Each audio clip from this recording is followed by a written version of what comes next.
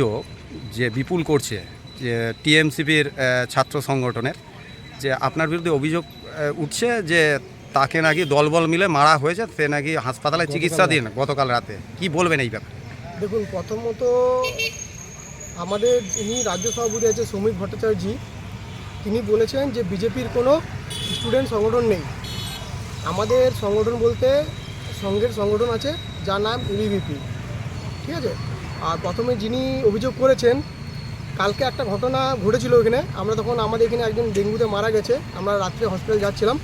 তো হঠাৎ দেখি ওই মসজিদ পাড়ার সামনে কিছু জুনিয়র ছেলের নিজেদের মধ্যে মারপিট করছে। সেখানে আমি যাই এবং গিয়ে দেখি এখানে সেই বিপুল নামক ছেলেটি আছে এবং আমাদের কিছু ছেলেও ওখানে জড়িত ছিল। এদের নিজের মধ্যে স্টুডেন্টদের মধ্যে লড়াই হয়েছিল, ছাত্রদের মধ্যে লড়াই হচ্ছিল।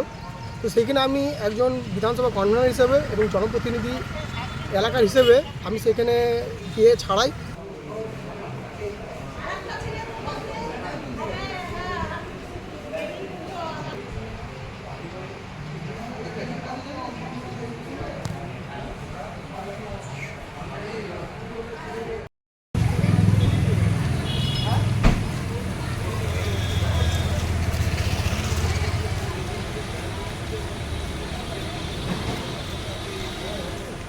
এবং ঝামেলাটা ছাড়াই, এবং আপনি যদি ফুটেজে দেখেন ওখানে ওদের কাছে যদি ফুটেজে থাকে, আমি আটকাচ্ছিলাম এবং আমি কাউকে হাতও দিইনি এবং কোনো ছেলেও নিয়ে যায়নি মারপিট করার জন্য। কারণ আমাদের উদ্দেশ্য একটাই, যে কলেজে কোনো রাজনীতি চলবে না। টিএমসিপি ভুলে যাচ্ছে যে তৃণমূল নেই।